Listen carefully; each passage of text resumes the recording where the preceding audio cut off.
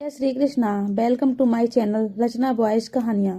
पिताजी ने मेरे लिए किया ही क्या है। पार्क में सैर करते हुए रमाकांत जी के कानों में अनायास ही बेटे द्वारा कहे गए शब्द गूंज रहे थे और दिमाग में केवल एक ही विचार, आखिर क्या कमी छोड़ दी हमने अपनी परवरिश में, अपने प्यार में, जो हमारे बेटे ने अपने मुंह से ये शब्द निकाले।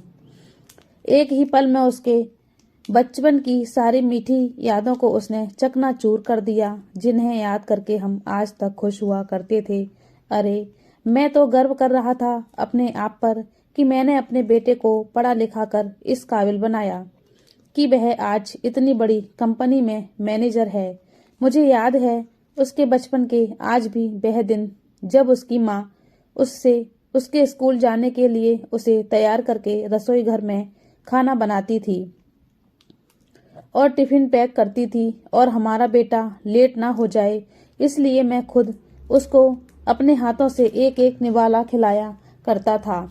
कितना बहला फुसला कर उसे हर तरह के बहकावे में लाकर खाना खिला दिया करता था, और अब वो खाना खा लेता था तब मैं अपनी जीत की खुशी में कितना मुस्कुराया करता था। कितना प्यार लुटाते थे हम अपने बेटे पर। लेकिन केवल एक वाक्य के साथ उसने एक ही पल में सब कुछ खत्म कर दिया।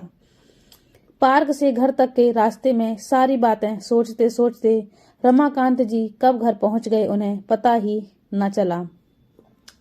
घर पहुंचकर न्यूज़पेपर उठाते हुए अपनी पत्नी को आवाज लगाई, अरे जानकी, एक कप चाय तो लेकर आओ, आज बहुत थक गया हूँ।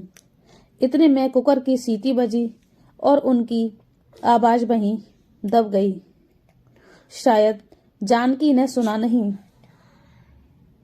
यह सोचकर रमाकांत जी रसोई घर में गए तो देखा उनकी पत्नी जानकी भी अपने ही विचारों में गुम थी। अपनी पत्नी की उदासी का कारण जानते थे रमाकांत जी। उनकी चुप्पी तोड़ने के इरादे से बड़े ही उल्लास भरे स्वर में बोले, अरे जानकी जी, आज चाय देने का इरादा है या नहीं? एकाएक अपने सोच विचार में मगन जानकी जी अपने पति की आवाज सुनकर जैसे झटका सा खा गईं और उन्हें देखते ही तुरंत बोली, अरे आप आ गए, मैं आपका ही इंतजार कर रही थी। आज नाश्ता देरी से बना था और रोहित को जाने की जल्दी थी। आज उसकी कंपनी में चेयरमैन आ रहे हैं ना, इसलिए सुबह 7 बजे ही जाना था उसे, तो रोहित बिना टिफिन लिए ही घर से चला गया है। आप एक काम तो कीजिए, आप उसे उसके ऑफिस में ही टिफिन देकर आइए, नहीं तो भूखा ही रह जाएगा हमारा बेटा। तब तक मैं आपके लिए चाय नाश्ता बनाकर रखती हूँ। रमाकांत जी ने न्यूज़पेपर वहीं रख दिया और कुछ ही देर में नहा धोकर तैयार हो गए। रोहित के लिए टिफिन उठाया और जल्दी से उसे टिफिन देने के लिए निकल गए। इधर जानकी जी ने राहत की सांस ली और सोचने लगी, अगर रोहित के पापा उसके लिए टिफिन लेकर जा रहे हैं तो इसका मतलब उन्होंने कल का वो झगड़ा सुना ही नहीं जो मेरे और रोहित के बीच में हुआ था। सुन लेते तो टिफिन देने जाने के लिए हरगिज तैयार न होते। मैं तो बिना सिर पैर के ही चिंता कर रही थी। रोहित की तो हमेशा अपने पिताजी से एक ही शिकायत रहती है और हमेशा एक ही प्रश्न उसकी जुबान पर रहता है कि पिताजी ने किया ही क्या है मेरे लिए। एक शिक्षक बन के कौन सा पहाड़ तोड़ लिया उन्होंने। अपने बेटे की छोटी छोटी ख्वाहिशों को भी पूरा ना कर सके। मेरा मित्र सोहन कितनी ऐसो आराम भरी जिंदगी जी रहा है, क्या बड़ा आलीशान बंगला बना कर दिया है उसके पिताजी ने उसे। और मेरा दूसरा मित्र विशाल, जिसके पिताजी बिजनेसमैन हैं, उसके पिता ने उसे बड़ी कार खरीद कर दी है। पिताजी की नौकरी में तो हम 2 कमरों के किराए के मकान में ही रह पाए। उनसे तो एक घर भी ना बनवा कर दिया गया। जानकी जी अपने पति के लिए बोली गई, कोई भी गलत बात बिल्कुल भी बर्दाश्त नहीं कर सकती थीं। तुम अपने पिताजी पर इस तरह कैसे दोषारोपण कर सकते हो? तुम्हारी बहन की शादी का खर्च भी तो उन्होंने ही उठाया है। हालांकि तुमने नौकरी करनी शुरू कर दी थी, उन्होंने तुमसे एक पैसा तक नहीं लिया। अपनी मेहनत की कमाई से किया है उन्होंने सब। रोहित, तुम्हें ये भी मालूम है कि तुम्हारे पापा घर में बड़े हैं। 3 बहनों और 2 छोटे भाइयों की शादी का खर्च भी उन्होंने उठाया था। और फिर गांव की जमीन के विवाद का झंझट भी तो तेरे पिताजी ही देख रहे हैं। लेकिन माँ, इस सब का हमें क्या फायदा हुआ? उनके जिन भाई बहनों की आप बात कर रही हैं, उन सभी ने अपने बच्चों के लिए बड़े बड़े मकान खड़े कर लिए हैं। उन्होंने कभी सोचा कि उनके जिस बड़े भाई ने उनके लिए इतने कष्ट उठाए, उसने एक छोटा सा मकान भी नहीं बनाया अपने बच्चों के लिए? क्या उनका फर्ज नहीं बनता था कि अपने बड़े भाई को भी एक मकान बनाकर दे दें? अपने पुत्र के मुंह से अपने पिता के लिए ऐसी अपमानजनक बातें सुनकर जानकी जी आंखें भर आईं। सोचने लगी कि क्या बताऊं अपने द्वारा ही जन्म दिए गए बेटे को। आजकल के बच्चे क्या जानेंगे अपने पिता के उसूलों और कर्तव्यों के बारे में। अपनी आंखों से आंसू पोंछते हुए बोली, बेटा, मैं तो केवल इतना जानती हूँ कि तुम्हारे पापा ने जीवन भर अपना कर्तव्य निभाया। अपने भाई बहनों से कोई आशा नहीं रखी और ना ही उन्होंने कभी तुमसे कुछ मांगा है। इस पर रोहित बोला, ठीक है, पापा ने जो किया सो किया, लेकिन कम से कम जब हजारों बच्चों के ट्यूशन्स लेते थे तो उनसे तो फीस ले सकते थे ना। अगर उस समय उन्होंने अपने बच्चों के बारे में भी सोचा होता तो आज हमारा रहन सहन भी मेरे मित्रों के जैसा होता। आजकल के शिक्षकों को देखो, बड़े बड़े बंगले खड़े किए हुए हैं और शानदार गाड़ियों में घूमते हैं। तुम्हारी बात सही है बेटा, लेकिन तुम्हारे पापा के कुछ उसूल थे। उनके लिए ज्ञान प्रदान करने का महत्व व्यवसाय से कहीं बढ़कर था। उनके इन उसूलों के कारण वे दूर दूर तक जाने जाते थे। कितनी प्रसिद्धि होती थी तुम्हारे पिताजी की, कितने पुरस्कार मिले उन्हें, कितनी इज्जत की जाती थी उनकी। लेकिन ये सब बातें तुम्हारी कल्पना से बाहर हैं, तुम ये सब नहीं समझोगे। इस पर रोहित नाराज होते हुए बोला, क्या चाटना है उन पुरस्कारों को माँ? ऐसे पुरस्कारों से घर नहीं बनते। वह सामने देखिए पड़े हैं उनके पुरस्कार धूल खाते हुए। कोई नहीं पूछता ऐसे पुरस्कारों को आज के जमाने में। और जिस इज्जत की आप बात कर रही हैं, क्या वह इज्जत हमें मकान बना कर देगी? इतने में दरवाजे पर दस्तक सुनाई दी। रोहित ने दरवाजा खोला तो सामने रमाकांत जी खड़े थे। देखते ही रोहित सकपका गया और सोचने लगा कि कहीं उसके पिताजी ने उसकी बातें सुन तो नहीं ली। हालांकि रमाकांत जी ने सब कुछ सुन लिया था, लेकिन वे कुछ बोले बिना ही अंदर चले गए और माँ बेटे की बहस वहीं पर समाप्त हो गई। ये था जानकी जी और रोहित का कल का झगड़ा, जिसको लेकर जानकी जी परेशान थी। रमाकांत जी ने टिफिन को साइकिल पर लटकाया और तपती धूप में रोहित की कंपनी में जाने के लिए निकल पड़े। 7 किलोमीटर दूर कंपनी तक पहुंचते पहुंचते उनका दम फूल गया था। कंपनी के गेट पर सिक्योरिटी गार्ड ने उन्हें रोक लिया। तुम्हारे रोहित साहब का टिफिन देना है, अंदर जाऊं क्या? अभी नहीं, चेयरमैन साहब आए हुए हैं, गार्ड बोला। उनके साथ मीटिंग चल रही है, किसी भी क्षण वो मीटिंग खत्म कर आ सकते हैं, आप बाजू में ही रहिए। रमाकांत जी थोड़ी दूरी पर धूप में ही खड़े रहे। आसपास कहीं भी बैठने के लिए जगह नहीं थी। थोड़ी देर बोलते बोलते पूरा 1 घंटा बीत गया।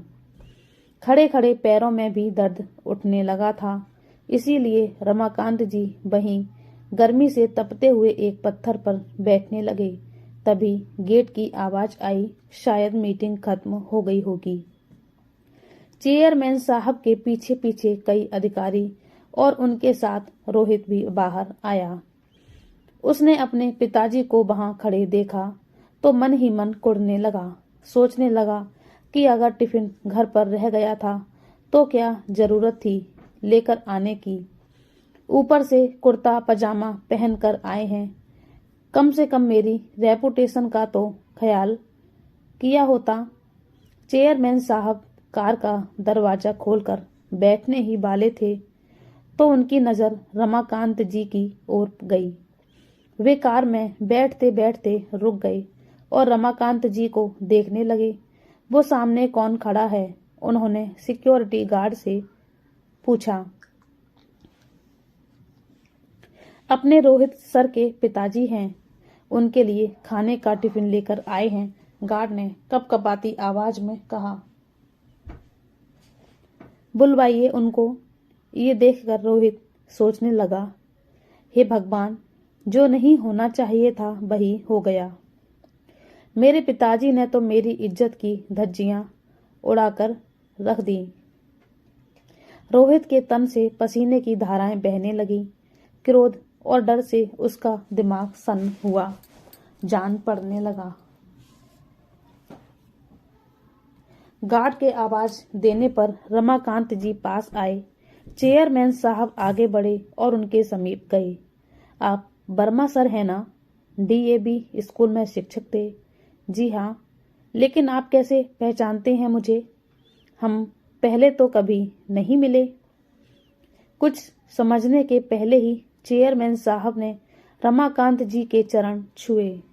सभी अधिकारी और रोहित वो दृश्य देखकर अचंभित रह गए। सर, मैं रमेश गुप्ता, आपका वही नालायक विद्यार्थी जो आपकी शिक्षा के सहारे लायक बन सका, याद है आपको? आप मुझे घर पर पढ़ाने के लिए आते थे। हाँ हाँ, याद आया। बाप रे, बहुत बड़े व्यक्ति बन गए आप तो। चेयरमैन हंस दिए, फिर बोले, सर, आप यहाँ धूप में क्या कर रहे हैं? आइए अंदर चलते हैं, बहुत बातें करनी है आपसे। सिक्योरिटी, तुमने इन्हें अंदर क्यों नहीं बिठाया? गार्ड ने शर्म से सिर नीचे झुका लिया। उन्हें डांटते देखकर रमाकांत जी बोले, उनकी कोई गलती नहीं है सर, आपकी मीटिंग चल रही थी ना, आपको तकलीफ ना हो इसीलिए मैं ही बाहर रुक गया। कृपया आप मुझे सर कहकर शर्मिंदा ना करें। चेयरमैन ने हाथ जोड़कर विनती की। ये सब देखकर रोहित की हैरानी का ठिकाना ना रहा। चेयरमैन साहब ने रमाकांत जी का हाथ अपने हाथ में लिया और उनको अपने आलीशान चैम्बर में ले गए। बैठिए सर। चेयरमैन सर ने अपनी कुर्सी रमाकांत जी की तरफ बढ़ाते हुए कहा। नहीं नहीं, वो कुर्सी आपकी है, रमाकांत जी ने शक पकाते हुए कहा। सर, आपके कारण वो कुर्सी मुझे मिली है तो पहला हक आपका है। चेयरमैन साहब ने जबरदस्ती से उन्हें अपनी कुर्सी पर बिठाया। रोहित और चेयरमैन सर का असिस्टेंट दोनों इस दृश्य को बड़ी हैरानी से देख रहे थे। तुम लोगों को मालूम नहीं होगा, वर्मा सर नहीं होते तो आज ये कंपनी नहीं होती और मैं मेरे पिताजी की अनाज की दुकान संभालता रहता। स्कूल समय में मैं बहुत ही डब्बू विद्यार्थी था। जैसे तैसे मुझे 9वीं कक्षा तक पहुंचाया गया। शहर की सबसे अच्छी क्लासेस में मुझे एडमिशन दिलाया गया, परंतु मेरा ध्यान कभी पढ़ाई में नहीं लगा। उस पर अमीर बाप की औलाद, पूरा दिन मौज मस्ती और मारपीट करना, शाम की क्लासेस से बंक मारकर मूवी देखना, यही मेरा शौक था। माँ को वो सहन नहीं होता। उस समय वर्मा सर कड़े अनुशासन और सर्वश्रेष्ठ शिक्षक के रूप में बहुत प्रसिद्ध थे। माँ ने उनके पास मुझे पढ़ाने की विनती की, परंतु सर के छोटे से घर में बैठने के लिए जगह ही नहीं थी, इसलिए सर ने पढ़ाने में असमर्थता दर्शाई। माँ ने उनसे बहुत विनती की और हमारे घर आकर पढ़ाने के लिए मुंह मांगी फीस का बोला। सर ने फीस के लिए मना कर दिया, परंतु अनेक प्रकार की विनती करने पर घर आकर पढ़ाने को तैयार हो गए। पहले दिन सर आए और मैं हमेशा की तरह मैं शैतानी करने लगा। सर ने मेरी अच्छी तरह से धुनाई कर दी। उस धुनाई का असर ऐसा हुआ कि मैं चुपचाप बैठने लगा। तुम्हें बता दूं रोहित, पहले हफ्ते में ही मुझे पढ़ने में रुचि जागृत हो गई। तत्पश्चात मुझे पढ़ाई के अतिरिक्त कुछ भी सुझाई नहीं देता था। सर इतना अच्छा पढ़ाते थे। अंग्रेजी, गणित, विज्ञान जैसे विषय जो मुझे कठिन लगते थे वो अब सरल लगने लगे थे। फिर तो मुझे पढ़ाई से प्यार होने लगा। सर कभी आते नहीं थे तो मैं परेशान हो जाता था। 9वीं कक्षा में मैं दूसरे नंबर पर आया। माँ पिताजी को खूब खुशी हुई। मैं तो जैसे हवा में उड़ने लगा था। 10वीं में मैंने सारी क्लासेस छोड़ दी और सिर्फ वर्मा सर से ही पढ़ने लगा था, और 10वीं में मेरिट में आकर मैंने सबको चौंका दिया था। माय गुडनेस, पर सर फिर भी आपने सर को फीस नहीं दी? चेयरमैन के असिस्टेंट ने आश्चर्य से पूछा। मेरे माँ पिताजी के साथ मैं सर के घर पेड़े लेकर गया और पिताजी ने सर को 1 लाख रुपए का चेक दिया। सर ने वो नहीं लिया। उस समय सर क्या बोले वो मुझे आज भी याद है। सर बोले, मैंने कुछ भी नहीं किया, आपका बेटा ही बुद्धिमान है। मैंने सिर्फ उसे रास्ता बताया और मैं ज्ञान नहीं बेचता, मैं वो तो दान देता हूँ। बाद में मैं सर के मार्गदर्शन में ही 12वीं में पुनः मेरिट में आया।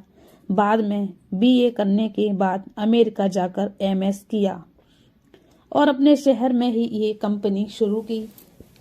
एक पत्थर को तराश कर सर ने हीरा बना दिया, और मैं ही नहीं, सर ने ऐसे असंख्य हीरे बनाए हैं। सर आपको कोटि कोटि प्रणाम। चेयरमैन साहब ने अपनी आंखों में आए अश्रु रुमाल से पोंछे। परंतु ये बात तो अद्भुत ही है कि बाहर शिक्षा का और ज्ञान दान का बाजार भरा पड़ा है, लेकिन फिर भी सर ने 1 रुपया भी ना लेते हुए हजारों विद्यार्थियों को पढ़ाया।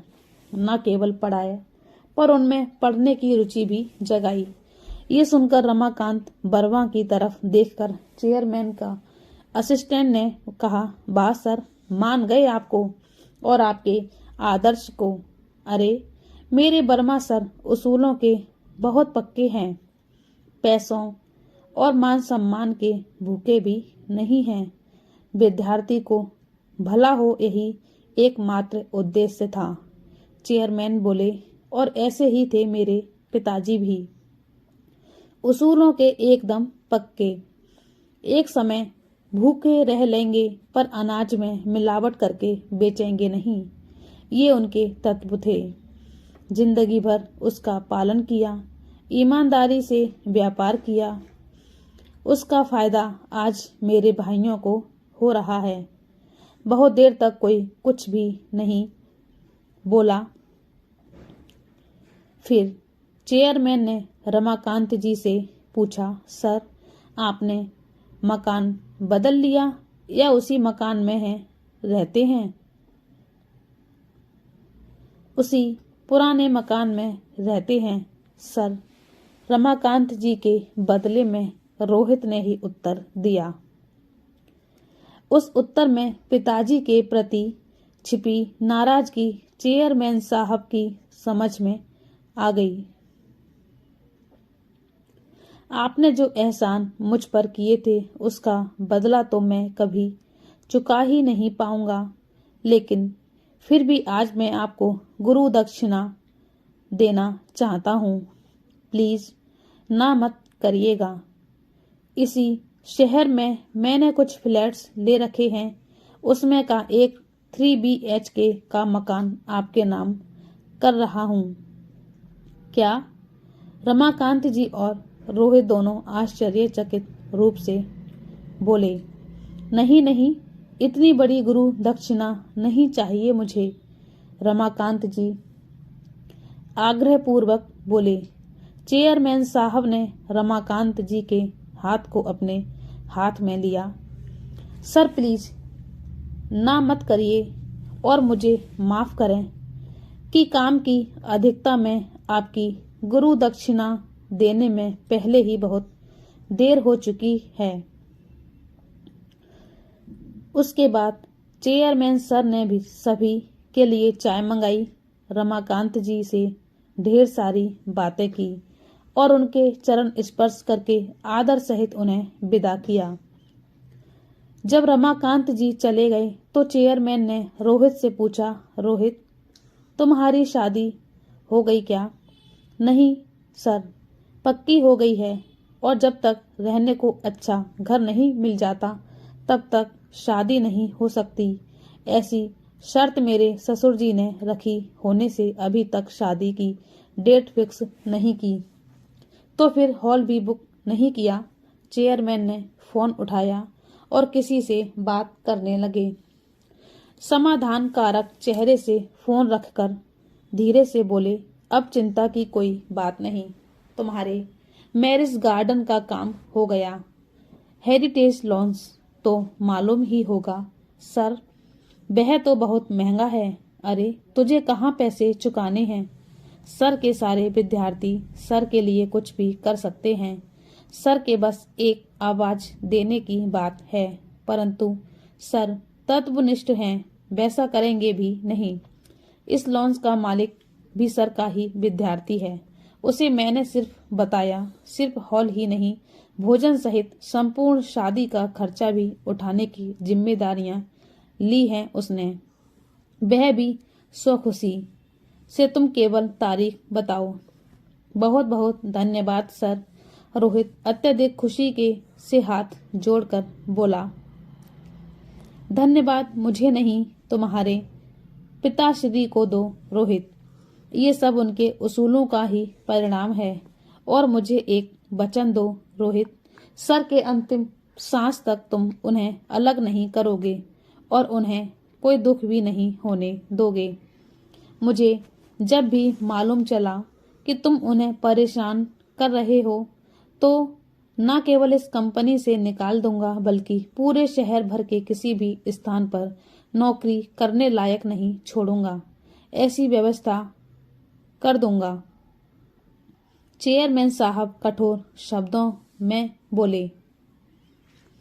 नहीं सर, मैं वचन देता हूँ वैसा कुछ भी नहीं होगा, रोहित हाथ जोड़कर बोला। शाम को जब रोहित घर आया तब रमाकांत जी किताब पढ़ रहे थे। जानकी जी पास ही बैठी हुई चावल से कंकड़ निकाल रही थी। रोहित ने बैग रखा और रमाकांत के पांव पकड़कर बोला, पापा मुझसे गलती हो गई, मैं आपको आज तक गलत समझता रहा। मुझे पता नहीं था पिताजी की आपके उसूलों का इतना महत्व है,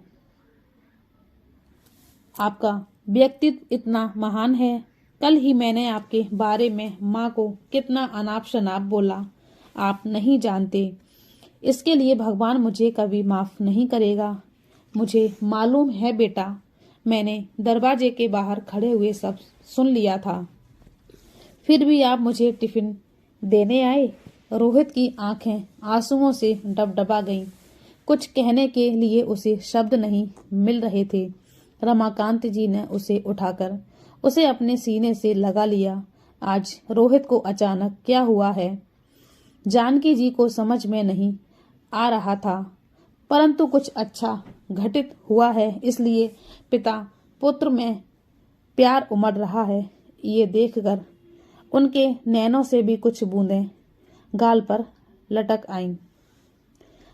तो दोस्तों, ये कहानी आपको कैसी लगी हमें कमेंट करके बताना, और आप हमारे चैनल पर नए हैं तो हमारे चैनल को सब्सक्राइब कीजिए और बेल आइकन को प्रेस कीजिए ताकि हमारी कहानी आप तक पहुंचती रहे। कहानी को पूरा देखने के लिए धन्यवाद। जय श्री कृष्णा। राधे राधे।